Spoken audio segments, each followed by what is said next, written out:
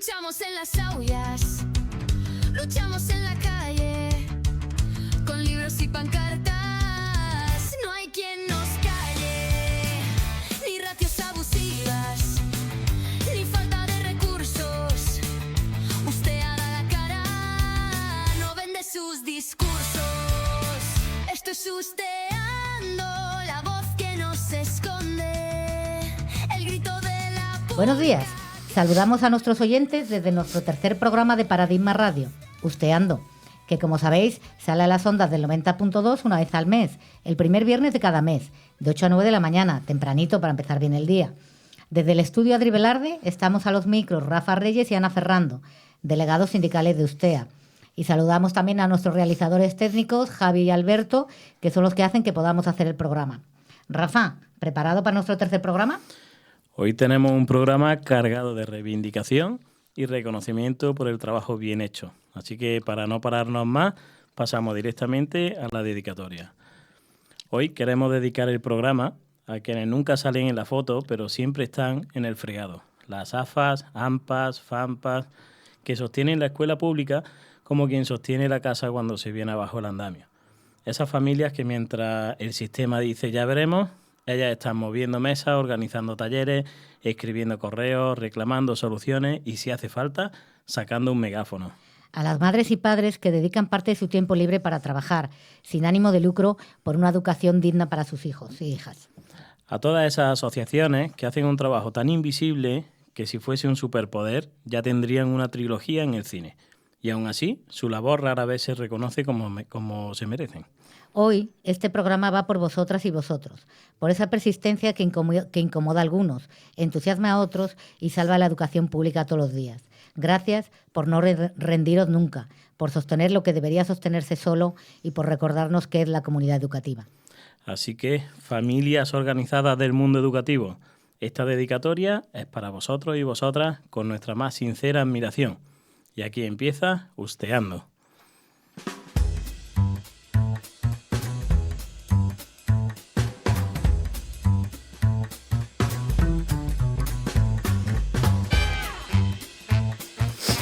Y ahora, queridísima audiencia, vamos con nuestro aplauso irónico. Esa sección donde reconocemos el mérito, incluso cuando cuesta encontrarlo. Hoy, como no, dedicado a dos instituciones sin las cuales la lucha sindical no tendría sentido, porque básicamente no tendríamos nada que denunciar.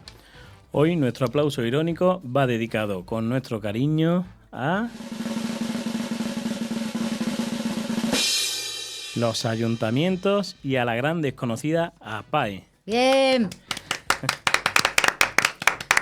Esos ayuntamientos, por su brillante, constante y rigurosa estrategia de mantenimiento de los centros públicos. Gracias por dejar que las grietas crezcan libres, que las goteras se expresen y que los patios desarrollen su propia orografía.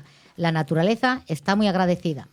Y no podemos olvidarnos de la otra estrella invitada en esta gala, APAE, la Agencia Pública Andaluza de Educación. Esta agencia tiene de público el nombre y poco más, ya que sus servicios los presta a través de licitaciones y subcontratas, actividades extraescolares, construcción y mantenimiento. ¿Cómo podríamos describir la eficacia de este organismo, Ana? Es tan pausada, tan meditativa, tan a su ritmo, que cuando por fin gestionan una incidencia, el problema ya ha evolucionado, madurado, ha tenido descendencia y probablemente se haya convertido en una obra mayor. De verdad, gracias por mantener tanta serenidad ante los avisos urgentes, por demostrarnos que la velocidad no lo es todo y sobre todo por mantener vivas las emociones fuertes en los equipos directivos. La tensión de ¿vendrán hoy? ¿Habrán leído nuestros 20 correos? Eso da la vida. Y ahora seguimos con el programa, que material no nos falta. Por cierto, Ana, ¿sabe en qué piensa un técnico de APAE cuando lee un correo sobre una incidencia? Será mañana o pasado mañana, el lunes o el martes, será cualquier día, en cualquier instante.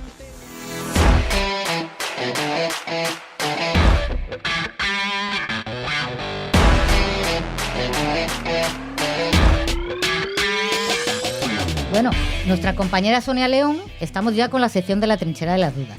Entonces ha venido nuestra compañera Sonia León para aclararnos algunas de las dudas más frecuentes que nos han llegado respecto a los permisos de maternidad y del otro progenitor. Vamos a hablar de conciliación, derechos laborales y educación. Bienvenida, Sonia, y muchas gracias por acompañarnos. Hola, muchas gracias por la invitación, Ana. Es un placer estar aquí hoy para hablar de un tema tan clave para las familias trabajadoras del sector educativo.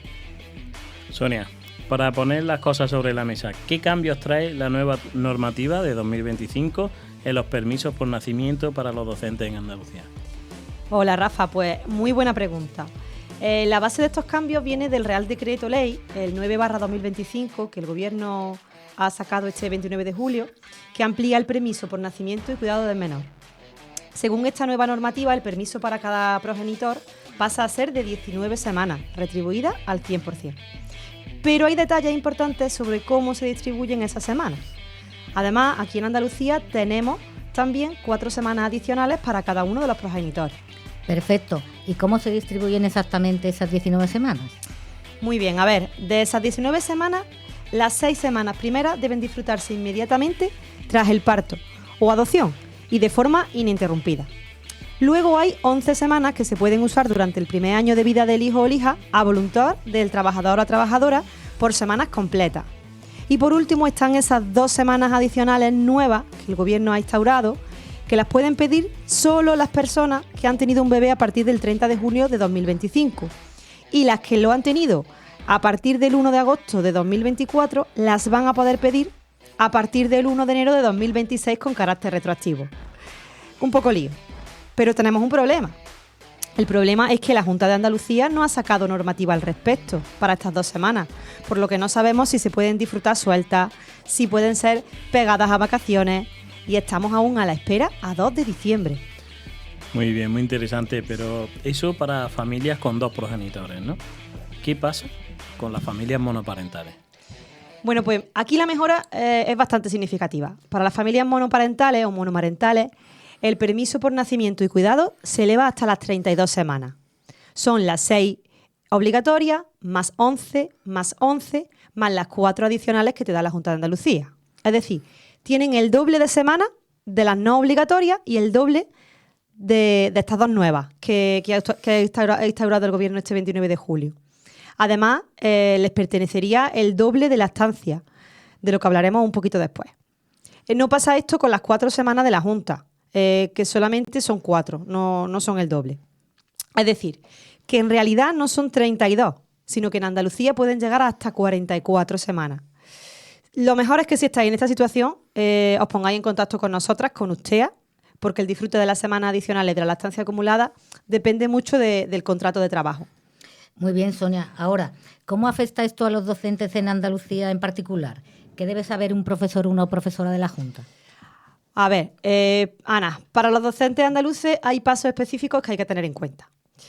Cuando se da a luz, el progenitor o la progenitora presenta un anexo 1 a través de la plataforma Sénica junto a la partida de nacimiento del hospital o inscripción en el registro civil o libro de familia. Pero es que además la madre, si ha estado de baja por IT, por incapacidad temporal, tiene que presentar el alta de la incapacidad temporal de la enfermedad y la baja de maternidad emitida por el médico o la médica de cabecera, con el parte de Mufase específico, además, si es funcionaria de carrera. La documentación se presenta unos 15 días naturales posteriores al hecho causante, en el caso de la madre, y 10 días naturales para el otro progenitor. Se deben rellenar 3 o 4 anexos, depende de los permisos que nos pertenezcan. Uno por cada uno a los que tenemos derecho. Los permisos son, el primero, permiso por nacimiento de la madre biológica, que aquí estamos con las 17 semanas.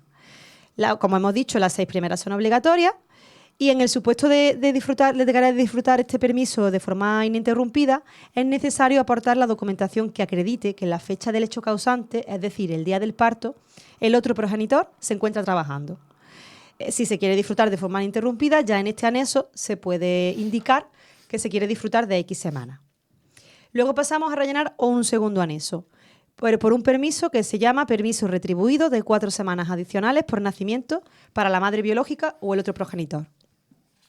En tercer lugar, tenemos que también marcar otro anexo con la lactancia.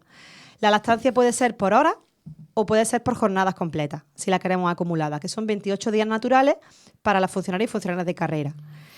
Además, si se quiere disfrutar de forma acumulada, hay que presentar el compromiso de reincorporación al puesto de trabajo, aunque no significa que tengas que reincorporarte. Hay que tener en cuenta que de las 2 últimas semanas de las 17 primeras que hablamos, las 4 adicionales y la lactancia van en pack, es decir, no pueden dividirse. Es un solo periodo continuado. Además, también tenemos las 2 semanas retribuidas nuevas que se pueden pedir ahora o un poquito más adelante, porque previsiblemente se pueden disfrutar hasta que el niño o la niña cumpla 8 años. Pero es que también, si la madre ha estado de baja en agosto por enfermedad asociada al embarazo, debe rellenar otro anexo con otros para que le devuelvan el mes de agosto, el mes de vacaciones. Muy bien. Y hablando del permiso de 8 semanas hasta que el niño cumpla 8 años, el permiso 30 aquí en Andalucía, ¿qué pasa con ese permiso? ¿También ha mejorado? Sí, pero con matices. A ver, sabemos que hay 2 semanas que pasan a ser retribuidas al 100% por la Seguridad Social, pero solo para los nacidos a partir del 1 de agosto de 2024, Rafa. Como ahora mismo en Andalucía no hay legislación al respecto, no sabemos si esas 2 semanas forman parte o no del permiso 30. Este permiso no ha mejorado realmente, porque tal y como está en la normativa, en la instrucción, las personas que tenemos hijos menores de 8 años, nacidos antes del 2 de agosto de 2024, no podemos hacer uso de esas 2 semanas retribuidas. Interesante. ¿Y qué críticas tiene esta normativa desde el punto de vista de usted? Bueno, Ana, pues desde el punto de vista de USTEA apoyamos la ampliación, por supuesto, pero también señalamos algunas limitaciones. Valoramos positivamente que haya más semanas retribuidas, porque eso hace real el derecho a conciliar. Pero nos preocupa que solo 2 de las 8 semanas del permiso parental estén retribuidas, lo cual no corresponde del todo a lo que se exigía con la directiva europea. También criticamos que algunas mejoras, las semanas flexibles, solo sean realmente aprovechables para las personas con hijos nacidos a partir del 2 de agosto. Lo que deja fuera a muchos docentes con hijos más mayores. Y además reclamamos a la Junta de Andalucía que dé ya instrucciones claras y homogéneas para que todas las delegaciones actúen igual en la aplicación de estos permisos. Muy bien, pues estos son muchos datos. Entonces, si un docente o una docente en Andalucía que escuche esta entrevista y no haya podido apuntar todo y quiere pedir este nuevo permiso, ¿qué pasos le recomiendas que dé? Bueno, pues mira, yo le diría lo siguiente. En primer lugar, habla con su sindicato. Habla con USTEA para que les podamos informar de todos estos permisos y estos derechos según su tipo de contrato. Porque si es funcionario interino sin vacante, puede perder alguno de estos permisos. Y si no estás contratado en el momento del parto, no tienes derecho a las 4 adicionales, por ejemplo. Las casuísticas son tan diversas que lo conveniente es consultar a tu sindicato o contrastar con la propia delegación territorial. También le aconsejaríamos que planificara con antelación todos los periodos para que su disfrute sea lo mejor posible y que presente la solicitud a través de Sénica, hablando con el equipo directivo para que las tramite, que solicite la prestación económica si es funcionario interino a la Seguridad Social en cuanto antes y que haga un seguimiento de todos esos permisos que ha pedido, porque si la delegación no responde claramente o hay problemas, pues bueno, tu sindicato está aquí para ayudarte a elevar la reclamación necesaria. Sonia, muchísimas gracias por explicarnos todo esto tan claramente y a nuestros oyentes que si tienen dudas saben que pueden contar con usted siempre. Has dado luz, y nunca mejor dicho, sobre un tema muy técnico, pero que es muy importante para aquellos docentes que quieren conciliar su vida familiar con su trabajo en la educación. Bueno, nada, gracias a vosotros por dar este espacio, que es fundamental para que las personas sepan sus derechos para poder ejercerlos. Y, por supuesto, pues estaremos desde USTEA siempre para acompañar a la comunidad docente en estos procesos. Bueno, pues ya sabéis, queridos oyentes, si queréis más información, contactad con USTEA y no os vayáis, que seguimos. Hoy seguimos sonriendo juntos. En Clínica Romero Cantalejo mantenemos la misma filosofía de siempre, ahora con un equipo renovado. Gracias por tantos años de confianza. Clínica Romero Cantalejo, tu salud dental en las mejores manos. Nos encontrarás en Avenida República Argentina 12, teléfono y WhatsApp 676-235-117. 676-235-117.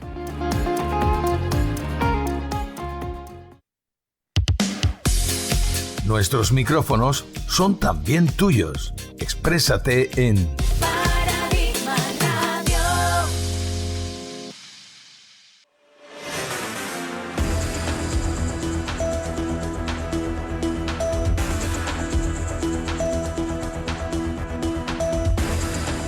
Comenzamos Micrófono de Guardia, Hoy queríamos tener con nosotros y nosotras en el estudio a Antonio Bueno, representante de la plataforma de AMPAs cordobesas Niños y Niñas del Sur, pero la agenda no nos lo ha permitido. Aún así, hemos hablado con él y le hemos hecho llegar algunas preguntas. Vamos a escuchar qué nos ha contado. Antonio, para empezar nos gustaría que nos contase brevemente qué es la plataforma Niños y Niñas del Sur, cuáles son sus objetivos, qué tipo de acciones hacéis y bueno, qué actuaciones estáis llevando a cabo. Muchísimas gracias a usted por darnos, como siempre, voz a nosotros, a nuestra plataforma y a la escuela pública. Bueno, la plataforma Niños y Niñas del Sur surge en el año 2017, si no recuerdo mal, y surge un poco al albur de lo que se estaba haciendo en otras plataformas, en otras provincias, como por ejemplo en Sevilla, escuelas de calor, y en Málaga, un poco posterior, bueno, y en otros sitios que se replicaban estructuras que respondían en su creación originariamente a una lucha muy concreta, que era la lucha por una correcta climatización de los centros educativos públicos de Andalucía, en este caso Córdoba y provincia, y que también se crean porque encontramos inoperancia cuando encontramos respuesta, que no suele ser siempre en quien tendría que ser nuestro representante o quien tendría que haber sido nuestra representación legal, que son la Federación de Asociaciones de Madres y Padres, en este caso FAMPA. Ahora en Córdoba tuvo que crearse, o nos creamos, en torno a AMPAs que, bueno, sin mayor pretensión que ayudarnos unas a otras, surgimos para darnos entre nosotras respuestas a casuísticas que nos preocupaban, en este caso en torno a la climatización. Esto va haciendo que vayamos creciendo y tocando otros temas relacionados con la escuela pública, pues la eliminación de líneas, pues el deficiente consideramos servicios de comedor, por muchas cuestiones que darían para un programa entero, el tema de sombreados artificiales o naturales y toldajes en los colegios públicos, por supuesto las climatizaciones, calefacciones, el tratamiento en el aula, no en el aula, sino en la escuela pública en cuanto a dotación de docencia y de apoyo a los niños con necesidades educativas y adaptativas especiales. Todo esto que además trabajamos por comisiones para hacerlo más funcional, así como solventar dudas puntuales y problemáticas concretas pues que van surgiendo en momentos circunstanciales. Suelen coincidir, aunque no siempre es así, con el inicio y el fin del curso. Durante todo el año vamos atendiéndonos, no digo atender porque no es un servicio que tengamos como tal, porque la plataforma es una AMPA de AMPAs, me gusta definirla como una AMPA de AMPAs, como una meta AMPA, un sitio donde ser independiente pero no estar aislado. Además nuestro bagaje, tanto nuestro repositorio, tanto humano como escrito, se basa en la solventación y en la solución de los problemas. Vamos creciendo en base a casuísticas que, bueno, pues que un colegio ha vivido, referencia y evita que otro tropiece en los mismos errores. Pues ahí estamos alrededor de 45 AMPAs, 55 si contamos la provincia, creando esta bonita infraestructura que, bueno, que nos ha llevado incluso a ser premiados por la Federación de Asociaciones Vecinales Alsahara de Córdoba, ¿no? Con gran orgullo.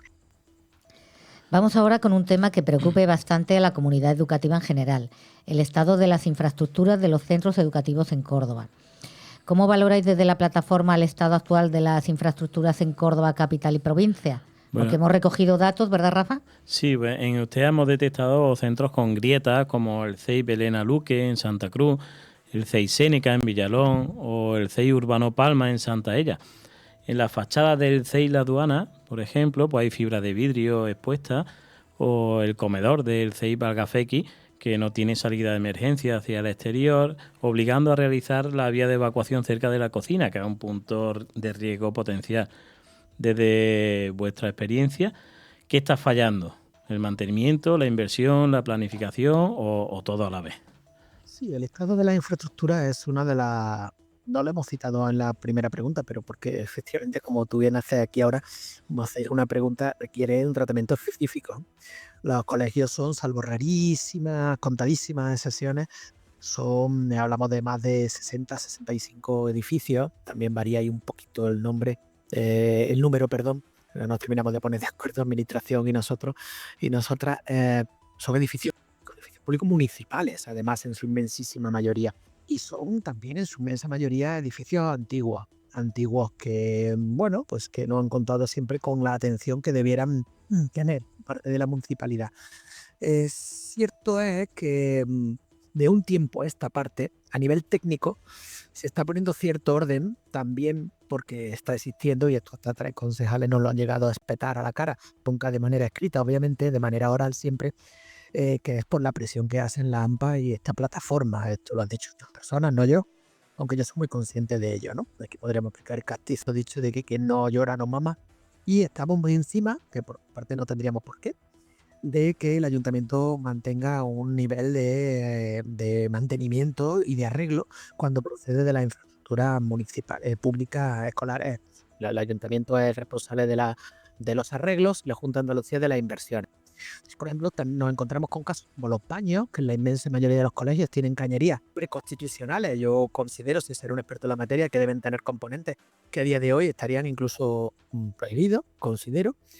O nos encontramos también con unas calderas que tienen fuga, que son un problema que el ayuntamiento también estima, y aquí consideramos que es así, que después de 50 años ya no se debería considerar arreglo lo que se hiciera, sino una inversión en obra nueva y hacer un arreglo total de la inmensísima mayoría de los baños y de muchas de las calderas que existen en los colegios públicos.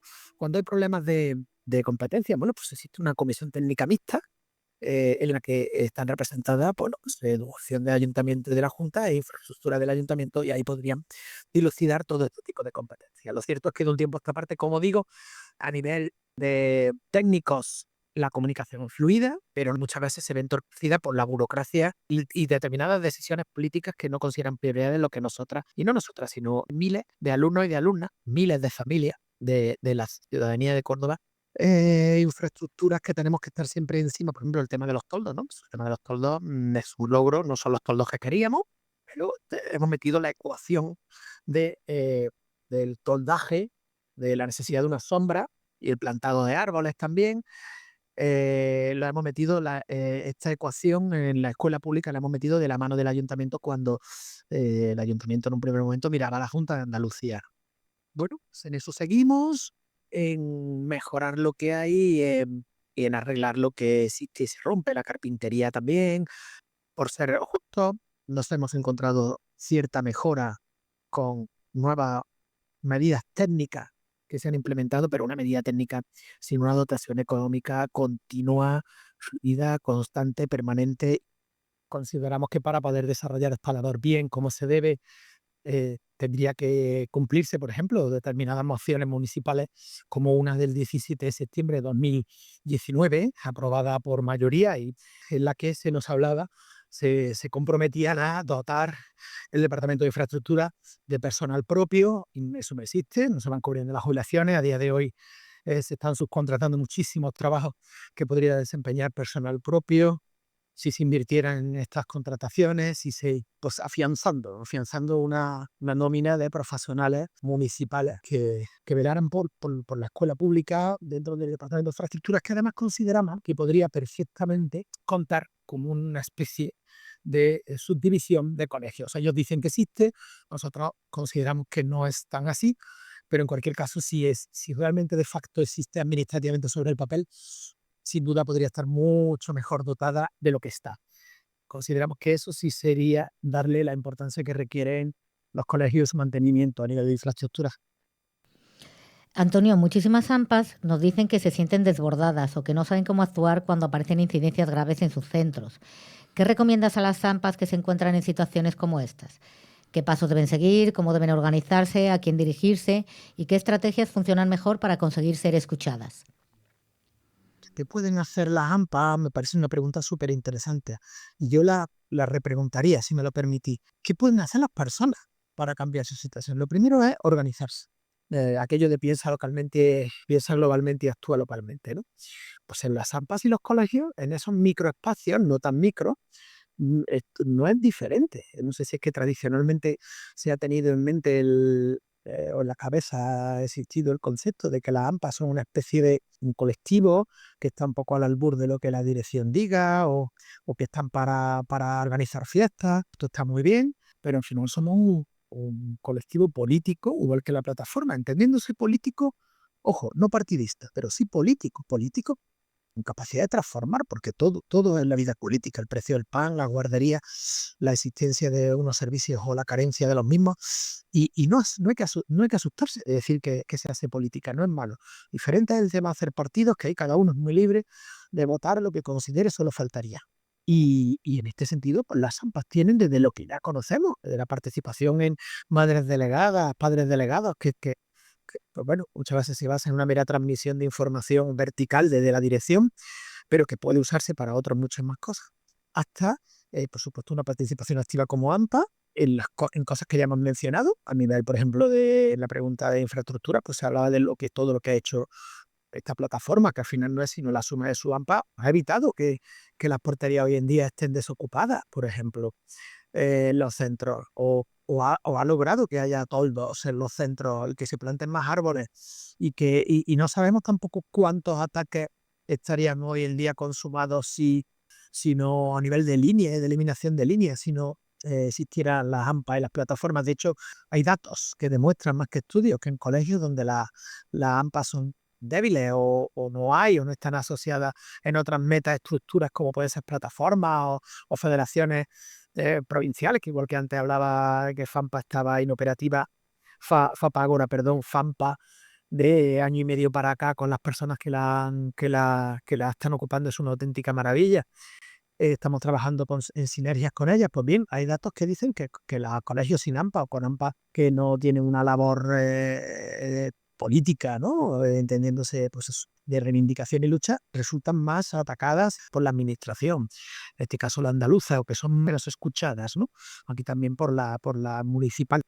Entonces, muchísimas quejas que tenemos sobre comedores y hay personas que no saben que tienen derecho a una comisión de comedor, el que está en el pliego de prescripciones técnicas al que se adscribe cualquier empresa que quiera realizar el servicio de comedor en los centros, y por supuesto que es de obligado cumplimiento a aquellas licitantes que obtienen la concesión, que no es una dádiva que cae del cielo. Por lo tanto, en esa comisión está sentado en la misma mesa con dirección y con la licitadora del servicio, ¿no? Con la empresa que desarrolla el servicio, y ahí es donde tienes que, bueno, y elevar luego a la Junta de Andalucía. En fin, hay mil maneras en este caso concreto no vamos a personalizar la comisión, pero ahí tenemos presencia, mucha gente lo desconoce. La persona enviada por la AMPA a consejo escolar y no sujeta a votación, no sujeta a sufragio. En fin, hay muchísimas maneras de cada uno y cada una. Olvidemos de la persona que está en todos los foros, quizás muchas veces por ausencia de personas haciendo cositas, aunque sean más pequeñitas, en cada uno de los foros existentes. Es decir, muchas veces tiene que ocuparlo una o dos o tres o cuatro, un número reducido de personas porque no hay voluntad de participación. Pero en el momento en que una persona quiere entrar en una de las muchísimas parcelas en las que se puede trabajar en un centro, que muchas veces además las AMPA son totalmente libres para decidirlo. Oye, pues sus comisiones de infraestructura, comisión de tal, comisión de cual, comisión de arreglo de gimnasio, todas las AMPA son autónomas en ese sentido. Muchas personas haciendo poquitas cosas o pequeñas cosas, pues evitarían que se estuviera sobrecargado por parte de una minoría y que probablemente se pudiera transformar mucho más. Y en la AMPA, como labor voluntaria que es, pues efectivamente cada uno elige el tamaño de la parcela que quiere ocupar y en la que quiere desarrollar su labor, ¿no? Además, hoy en día, como hemos dicho antes, pues no están solas las AMPA de los colegios, por muy pequeños que sean, tienen unos cauces de conexión con otras AMPA y con otras plataformas. Muchas gracias, Antonio. Gracias por tu tiempo, tu claridad y por esa defensa incansable de la escuela pública, que no se hace desde los discursos solo, sino desde el compromiso diario. Y ojalá cunda el ejemplo. Una cosa sí nos ha quedado claro, y es que las AMPA no son solo organizadoras de fiestas. Cuando se organizan, cuando participan, entienden sus derechos y los ejercen, la escuela pública es más segura, más digna y más fuerte.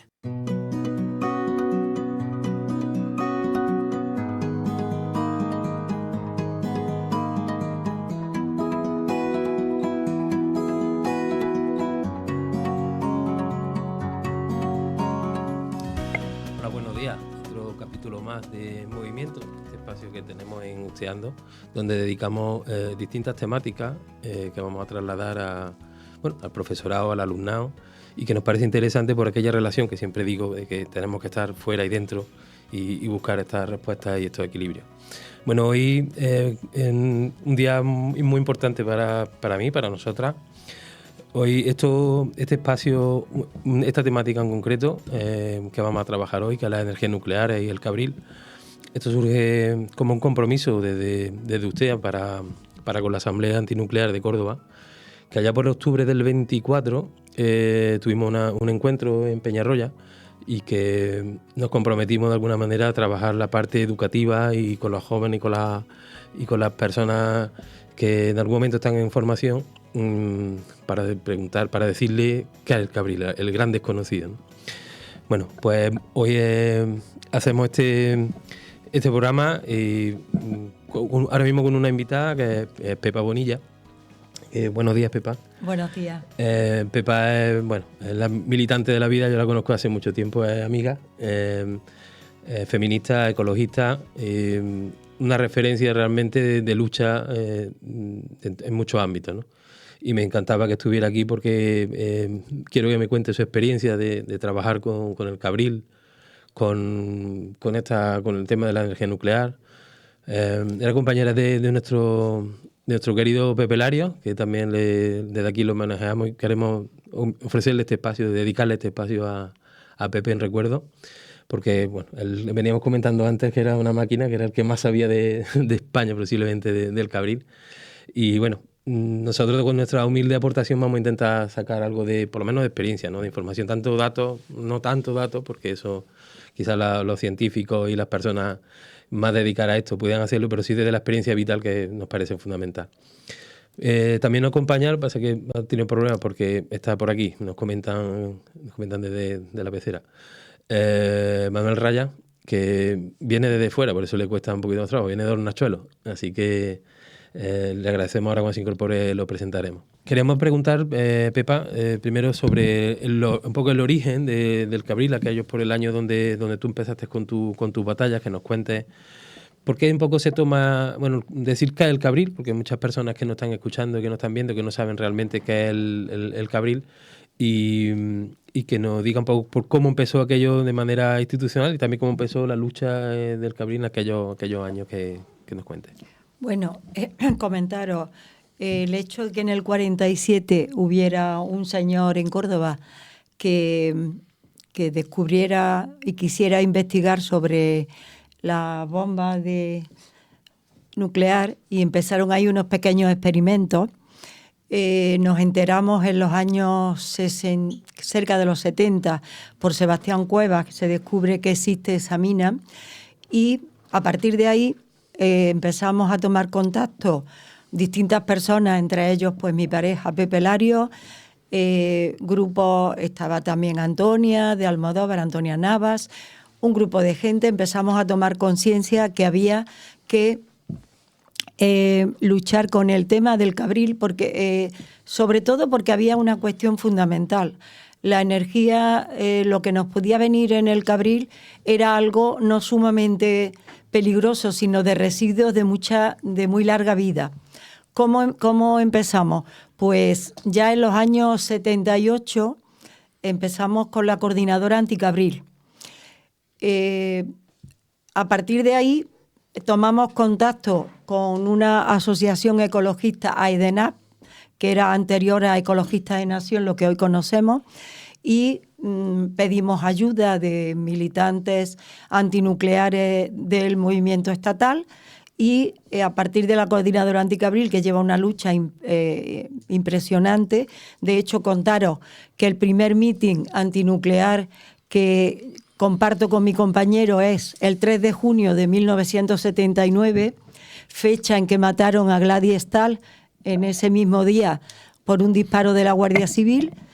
En ese mitin fuimos capaces de aglutinar a muchísimos miles de personas. Fue un trabajo anterior de desarrollo de voluntades de muchísimas personas que empezamos a descubrir lo peligroso de la energía nuclear. Y en ese año, pues la verdad es que se empiezan a dar muchas reuniones, mucha sensibilidad, empezar a estudiar sobre el tema, empezar a descubrir y aportar a la sociedad. Ahí nos implicamos y tuvimos una larga lucha. Luego pues se hicieron acampadas contra el Cabril, se hicieron al mismo tiempo alguna cuestión simbólica y digo tan simbólica como hacer como un levantamiento de un camino por donde venían los camiones para intentar simbólicamente luchar contra la energía nuclear. En ese sentido se dan temas como que a Pepe, mi compañero, lo sientan en el banquillo, la empresa Enresa, por esa ay, perdona la palabra, bueno, por intentar parar los camiones, y nos tienen embargados el coche y la vivienda durante mucho tiempo, y gracias a Rafael Sarasá, abogado de esta ciudad, que siempre estuvo apoyando a todos los necesitados, que en ese momento estábamos en el tema del Cabril y más cosas, pues logramos que en el juicio el propio fiscal haya un momento que diga: señor Larios, levántese ya del banquillo, que bastante tiempo lo hemos tenido sentado, y quedó absuelto. Pero fue una lucha dura y con muchas experiencias por parte de la sociedad. En este momento yo creo que lo importante es que hagamos una reflexión de por qué Enresa y las distintas instituciones están acallando el que se conozca el cementerio nuclear del Cabril. Interesante. En algunas de esas marchas participamos y cortamos carreras y bajamos cuando todavía el camino era de tierra, que ni siquiera estaba asfaltado. Bueno, pues por fin tenemos aquí a don Manuel poniéndose toda engalanándose con su simbología. Manuel es profesor jubilado, maestro rural y presidente, creo que eres de Tornasol, ¿no? Sigue siendo presidente, sí, ¿no? Exactamente, todavía queremos ya ir buscando el relevo, ¿no? El relevo, muy bien. Porque sería muy interesante. Sí, sí. Bien, pues le agradecemos a Manuel que haya venido de Hornachuelos para que nos cuente un poco la experiencia muy brevemente, sabemos que tenemos poquito tiempo, pero bueno, sí una pincelada. Nos ha comentado Pepa, el cementerio nuclear del Cabril, ¿por qué de Hornachuelos? Cuéntanos dónde está ubicado, cuáles son las características, y un poco nos cuentas cuál ha sido la acción que habéis tenido desde la asociación. Vale, pues enlazando con Pepa, porque yo la verdad es que los conocí a Pepe y a Pepa en Hornachuelos, allí en una casa de maestros que me dejaron prestada en el año 89. Yo estaba allí recién llegado y la verdad me encontré la situación que había, ¿no? En ese año el Ministerio de Industria del gobierno de Felipe González firma la ampliación del Cabril, pero el ayuntamiento podía decir que no. Pero el ayuntamiento, que en un principio estaba en contra, el ayuntamiento de Hornachuelos, comienza a ver paralelamente una serie de colocaciones de personas muy allegadas a personas de ese ayuntamiento y cambian de postura. Entonces, el señor director del Cabril de la época, año 89, 5 de diciembre, Andrés Guerra, librero parreño, miente a la población diciendo que iban a trabajar de Hornachuelos 200 personas, 200 indirectas. Eso ha sido todo mentira. A fecha de hoy hay trabajando de Hornachuelos 10 familias. 10 familias, 10 personas de familiares. Entonces, a partir de ahí se ve que el engaño empieza desde el principio. Solamente en la obra hay algún movimiento, pero todo ha sido mentira, todo es mentira lo que pasa allí. Entonces tenemos a fecha de hoy que esa ampliación del año 92, que fue el primer estudio de impacto ambiental de España, que se salta la ley porque tienen que estudiar 3 territorios, y entonces no es así. Todo eso se le envió en ese momento a Ernesto Caballero, que era diputado del Partido Comunista en Madrid, y presentan ciertas iniciativas, pero el gobierno de González, que sabemos cómo era, pues nada, era una dictadura de la democracia en ese momento, ¿no? Pero es que eso ha seguido, con mentiras. En el año 92 se abre la instalación diciendo que en el año 2000 estaría cerrada, las 2 grandes plataformas que hay. Mentira, porque a fecha de hoy el gobierno tan progresista que tenemos ha dado el visto bueno a la tercera y gran ampliación. Esta ampliación supone una deslegitimación del Parlamento de Andalucía, que siempre ha dicho no al Cabril. El emplazamiento es fatal. No han estudiado siquiera la cuenca hidrográfica porque tenía que haber un estudio previo y se la han saltado. Lo están haciendo ahora, fijaros.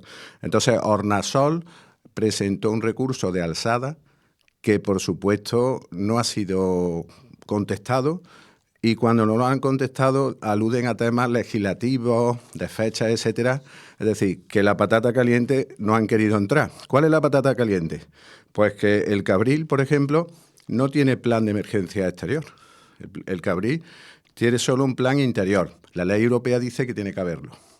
Voy a ir rápido. El gobierno central ya vemos que quiere ampliar el cementerio, aunque hay fuerzas políticas en Córdoba que además están luego en ese gobierno central, en la paradoja, que se pronuncian en contra. Entonces, tenemos que, desde que la instalación nuclear se abre, mirar en la web del Consejo de Seguridad Nuclear y hay infiltraciones y filtraciones de agua, en celdas de baja y media actividad. Es decir, la primera celda que se sella, en teoría con cemento, pues tiene filtraciones de agua. Todo eso lo hemos conseguido nosotros saber con preguntas que hemos hecho, y mirar es que a fecha de hoy las dos grandes plataformas, y esto yo creo que sería interesante que el fiscal de Medio Ambiente de Córdoba lo conociera. Nosotros vamos a pedir una reunión con él, porque las dos grandes plataformas por abajo están unidas por agua, dicho por el Consejo de Seguridad Nuclear. Entonces esto es una cosa impresentable. Los estudios de impacto ambiental que se han hecho se basan en el primero del año 89. Lo demás es una sucesiva prórroga o algo así, ¿no? Entonces, es mentira que el cementerio nuclear del Cabril lo pusiera Franco. Eran los terrenos, pero el cementerio es nuevo. El cementerio es nuevo completamente y es un cementerio de la democracia, de una democracia que coloniza Andalucía. Coloniza Andalucía, en este caso, con residuos, ¿no? Como pasa con otros asuntos, ¿no? Pero tenemos un colonialismo del Estado hacia Andalucía. Andalucía, que no tiene centrales nucleares, fijaros lo que pasa, ¿no? El subsuelo del cementerio, ya hemos dicho que hay muchísimas aguas subterráneas, hechas, vamos, por los estudios, estamos al lado de un río, el Cabril vierte ilegalmente a través de varios arroyos, entre ellos la Montesina, al río Benbeza, que es uno de los más importantes del Guadalquivir, con un pantano enorme, el segundo más grande de Andalucía después de Hinaja, y esas aguas llegan al Guadalquivir. Y muchas poblaciones de las comarcas de la Vega de Córdoba y Sevilla beben de allí. Y se riegan más de 40.000 hectáreas de regadío, principalmente cítricos. Creemos suficientemente eso para que nos amplíe. Incineran residuos. ¿De dónde van? Normalmente, por las noticias que tenemos, el Cabril está muy cerca de Fuentovejuna, está ubicado en la Sierra de Córdoba al norte, porque el término de Hornachuelos es muy grande, es el más grande de Córdoba después de la capital, con casi 1.000 kilómetros, y entonces esa incineración va a la zona Pedroche-Guadiato. Allí se decanta y permanece seguramente, pues va a la tierra, imaginaros la barbaridad. Hemos pedido que no se incineren residuos, ¿no? El Cabril también tenemos que a veces se ha dicho lo de la alta actividad. Hay uranio 235, también ese dióxido de uranio está en el Cabril. Y ya siendo rápido, el Cabril, esto es una cosa alucinante, es decir, está el Cabril y pegado el Parque Natural Sierra de Hornachuelos, cruzado un puente, es decir, es una cosa que si en Europa, que ha habido alguna iniciativa en estos años, principalmente de Izquierda Unida, en el Parlamento, ha ocurrido que eso no se han dado cuenta, es decir, qué barbaridad, es una reserva de la biosfera. Tú no puedes tener eso al lado, ¿eh? Entonces, a partir de ahí, ¿cuál es el futuro? Pues lo lamentable es que este gobierno haya dado permiso para una ampliación que ya se dijo que no iba a haber más. 2000, 2010, etcétera. Se han reído de Andalucía, se están riendo de Andalucía. No podemos consentir eso, no podemos volver al colonialismo del siglo XIX, como cuando los ingleses cogían las minas de carbón y le ponían en tren para Huelva, ¿no? Como un ejemplo, hay muchos casos más. Sí. Entonces, Andalucía a fecha de hoy suministra el 70% de energía de la eólica y solar. Va a haber el 100% pronto. Nosotros, no estamos nunca de acuerdo con esa solidaridad. El Cabril fue impuesto. El Parlamento andaluz dijo que no. Hornachuelos nunca se ha pronunciado. Entonces, esta dictadura de la democracia con este asunto es lamentable. Esto sí es un populismo que porque lo hacen, pero en realidad un populismo derechista, en el fondo, si os fijáis, porque se está defendiendo a las eléctricas. Las eléctricas les da igual, quieren ampliar. Perdona que tenemos que cortar, que tenemos... Y eso ya. Gracias, compañero. No, nada. Emplazamos. Esto es un debate que tenemos que tener mucho más amplio. Lo que pasa es que el momento que tenemos es muy concreto. Perdona. No, nada. Bueno, ya lo hemos comentado, tanto Pepa, que quería ahora comentar para hacer. La idea era un poco como esto lo metíamos en los centros educativos, que es la idea de este programa. Cómo esto llega a profesorado y lo puedan transmitir a alumnado. Prometemos desde aquí, lanzo yo ya la propuesta de tener un encuentro donde podamos desarrollar más tranquilamente este tema. Era un punto de atención, como decía, a la comunidad educativa. Y bueno, si queréis despedir con algunas palabras para poder cerrar esto. Sí, a mí lo que me gustaría fundamentalmente, si me da tiempo, es decir que lo importante es que se conozca la existencia del Cabril en las escuelas, en las universidades, donde sea, porque ya Enresa se ha dedicado a comprar la cátedra de medio ambiente de la universidad para callar, ha comprado muchísimas voluntades de periodistas para que este tema se ignore, y el futuro que dejamos a los jóvenes son ellos quienes tienen que coger ese relevo, saber la peligrosidad del transporte que viene, las centrales nucleares nos vienen a Andalucía por carretera, ese transporte es peligroso, ¿vale? Pues nada, muchísimas gracias. Nos vemos en la próxima. Sí, un segundo. Desde Hornasol, www.hornasol.es, tenéis toda la información. Y desde aquí os brindamos a institutos y a colegios a llamarnos para ir allí y explicar todo esto con más detalle. Muchas gracias a usted y a todo Paradigma Radio por esta ocasión. Pues os agradezco a los dos que hayáis estado aquí acompañando, y cualquier información, bueno, a través de usted pues lo vamos a ir canalizando. Y nada, nos vemos en la siguiente. Muchas gracias a todas. Adapta tu facturación a Verifactu, la nueva normativa de la agencia tributaria en vigor a partir del 1 de enero. Con Caos Tecnología Consciente tienes una solución basada en software de código abierto a medida de tus valores y los de tu entidad. Desde 140 euros al año. Y si contratas durante 2025, ahórrate los 150 euros de la instalación inicial. Tienes toda la información en www.tecnologiaconsciente.es/gestión. www.tecnologiaconsciente.es/gestión o por correo en caos@tecnologiaconsciente.es. caos@tecnologiaconsciente.es. Paradigma Radio 90.2 FM.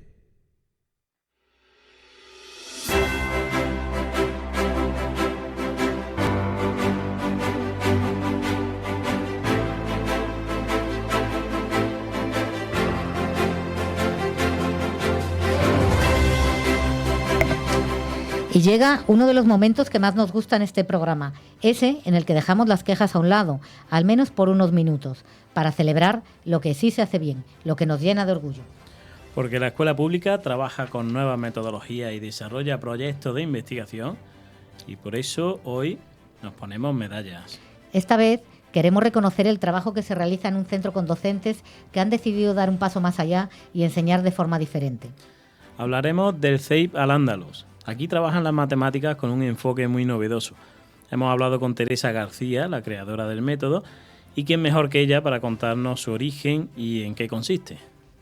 Como método es el producto de mucho trabajo y también de mucho tiempo en el que lo he ido definiendo, ordenando y materializando poco a poco a lo largo de más de 20 años enseñando matemáticas, sobre todo a alumnado entre 3 y 9 años.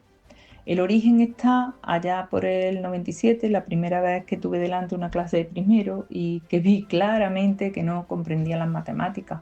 A partir de ese momento mi propósito fue investigar, a día de hoy lo mantengo, y aportar propuestas en el intento de cambiar esa realidad o por lo menos mejorarla. Explicar en pocas palabras en qué consiste es muy difícil. Sintetizando mucho, diría que en el método se enfatiza la comprensión profunda de los números, del sistema de numeración, de las operaciones, que se procura que ese conocimiento sea flexible y creativo, que se enfoque a las relaciones y a los patrones. También hay una presencia muy importante de actividades manipulativas y de soportes visuales, y que lleva asociado un cálculo que no es el tradicional. Nuestro cálculo se llama cálculo táctico, que necesita que el alumnado ponga en marcha un pensamiento reflexivo y un pensamiento estratégico, planificando y tomando decisiones a partir de lo que sabe, de lo que va aprendiendo. Claro que merece la pena, en primer lugar, porque despierta mucha motivación en el alumnado y crea en ellos una disposición muy favorable al trabajo con las matemáticas. También porque incorpora claves que nos está dando la neurociencia y que hacen más eficaz la intervención didáctica del docente. Por otra parte, hay una secuencia muy cuidada de ese camino que lleva desde la experiencia, desde lo intuitivo hasta lo formal, lo abstracto, y que asegura la atención a la diversidad. La inclusión llega también a las familias a las que se les informa, se les forma y se les invita a participar en talleres en el aula.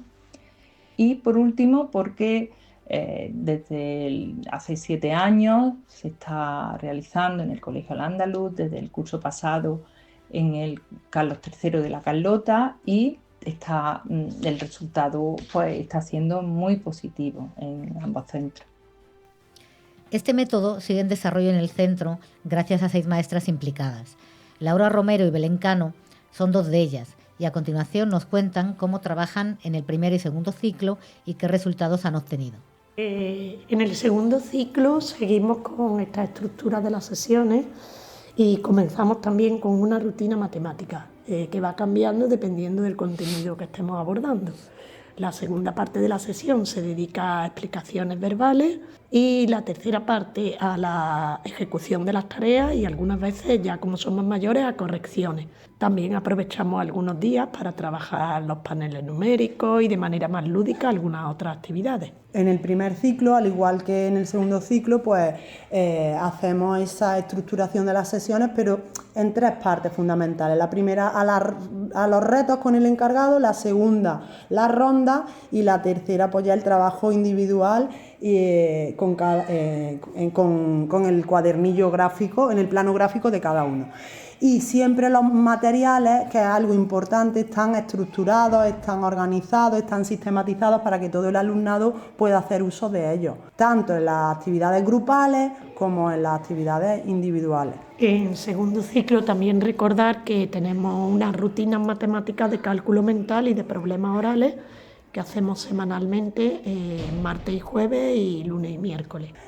Cabría destacar que el alumnado con esta metodología, pues lo primero que llama la atención es que tiene una gran implicación y motivación hacia las matemáticas. Se despierta en ellos una curiosidad por los números que les hace conocerlo en profundidad y poder luego volcarlo al cálculo, y van ejecutando muchísimo cálculo mental con una gran agilidad.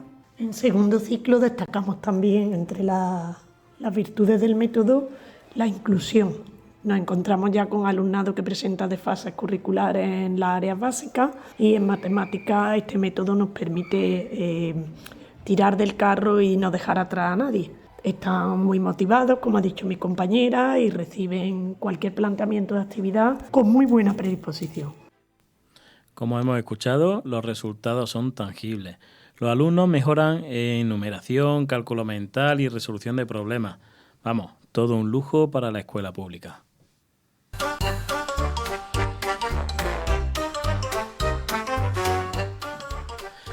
Señora Administración, tenemos un problema muy gordo en los centros. Currito, nosotros nunca tenemos problemas muy gordos. Tenemos algunas situaciones difíciles que siempre resolvemos. A ver cuándo vas a aprender el lenguaje técnico de la Administración. Lo que usted diga, señora Administración, pero los centros se están cayendo. Cayendo. Ya estamos exagerando. ¿Qué centros son? Son muchos coles de infantil y primaria. Estupendo. Eso no es mío. Corresponde a los ayuntamientos. Así que un problema menos. Que reclamen a su ayuntamiento y les den caña. Ya, hasta ahí me parece bien y todo. Pero hay centros de secundaria que se caen y eso sí es nuestro. Nuestro, tampoco, que eso es ser muy posesivo. Y yo soy todo lo contrario, reparto para todos. Vale, pero el problema lo seguimos teniendo. Te equivocas, Currito. Lo que tenemos es una oportunidad, que es lo que dicen los chinos de las crisis. ¿Oportunidad de qué? De todo. Mira, si hay grietas en las paredes del alumnado, puedes buscar figuras, caras, formas, y eso fomenta la creatividad. Ya, ¿y con las humedades qué hacemos? Pues un estudio científico de qué bichos se desarrollan allí, cómo influye la humedad en el cuerpo humano, etcétera. Vamos, innovación y desarrollo son esos centros. Bah, yo me rindo, señora Administración. Tiene respuestas para todo, menos para dar respuesta a los centros. Bueno, y hasta aquí llega el tercer capítulo de Usteando. Recordad que podéis escucharnos el primer viernes de cada mes de 8 a 9 de la mañana en la sintonía de Paradigma Radio 90.2 FM. Y si no podéis en directo, nada de excusa. Todos los programas estarán disponibles en Spreaker, buscando Usteando, en iVoox y también en la web paradigmamedia.org. Antes de terminar, os recordamos cómo podéis participar en nuestro programa. Podéis enviar un audio corto o un mensaje de WhatsApp al número de teléfono 615-912-285. Repito, 615-912-285. En este mensaje puedes hacernos llegar consultas para la trinchera de las dudas. Y en el mismo teléfono también podéis hacer las denuncias para la sección de micrófono de guardia o aquellas actividades innovadoras que tengáis en vuestros centros para la sección de Nos Ponemos Medallas. Recuerda, audio o mensaje de WhatsApp al 615-912-285. Si te ha gustado este programa, compártelo con tus amistades y si no te ha gustado, lo compartes con quien te caiga mal y que se fastidie. Y nos vemos próximamente.